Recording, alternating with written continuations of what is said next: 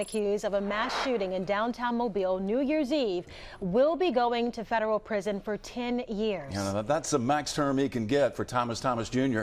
He pled guilty to having a device which changed his gun into a machine gun. Fox 10 News' Brendan Kirby now joining us live with the latest. All right, Brendan, prosecutors holding Thomas Earl Thomas Jr. accountable for the shooting. Yeah, they did, Lenise and Byron. The shooting was a factor in his sentencing. One man died. Thomas himself and another shooter were injured, and 7 other people suffered gunshot wounds. It was mayhem on Dauphin Street on New Year's Eve last year. A large crowd gathered in anticipation of the moon pie drop, running for cover as gunshots rang out. Thomas Earl Thomas Jr. is charged in state court with murdering Jatarius Reeves. Police say that another man fired at Thomas, who then shot back. They both suffered gunshot wounds, along with 7 innocent bystanders. A stray bullet shattered glass at the Urban Emporium. Thomas's attorney in the federal case, Buzz Jordan, says there were no winners that night. Tragic on both sides. There's no silver lining on this. This was tragic for all parties involved. And like I said, he's remorseful and realizes in that one instant, if he could take it back, he would. Thomas maintains that he was acting in self-defense. Surveillance video shows Reeves walking up to Thomas. According to testimony Monday, Thomas told investigators Reeves threatened to shoot him. Later, Reeves returned to the area. This still image from the surveillance video is the moment authorities say Thomas fired the gun.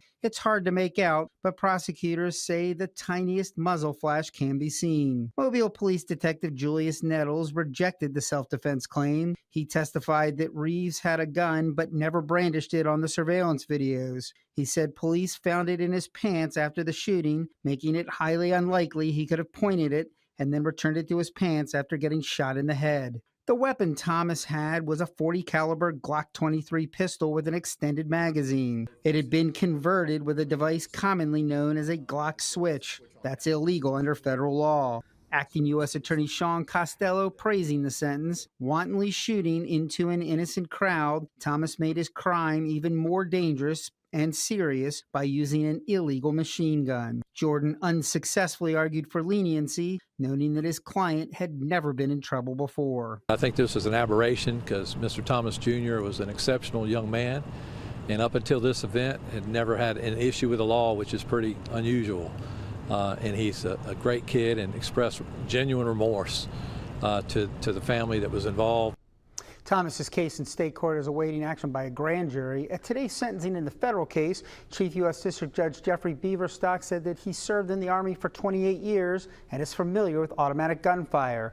That's not a sound, he told the defendant, that we should hear on the streets of Mobile. Reporting live in the News Center, Brendan Kirby, Fox 10 News.